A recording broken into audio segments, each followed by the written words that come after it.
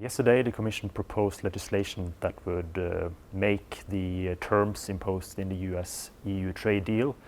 EU law. They proposed legislation that would lower EU tariffs on US industrial goods to zero, basically, on industrial goods and also in some agricultural goods. And this they would do just in general because that was a term by the US that the EU would have to impose this before they lowered their tariffs on cars and auto parts. So now hopefully EU automakers will save a lot of money. And I think the deal in general is a strong sign of EU weakness, but now the EU is just trying to make best out of a very bad situation by trying to force the US to uphold its promises. And as we've seen, there's no certainty that they will do so, and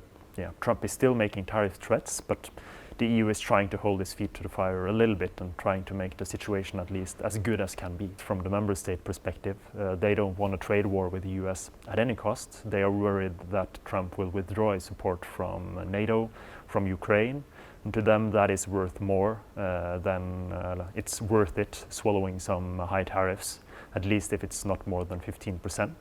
So I think in general the EU as a collective is very much in favor of striking a deal with Trump, and are going to bend backwards to make it happen and make it stick. So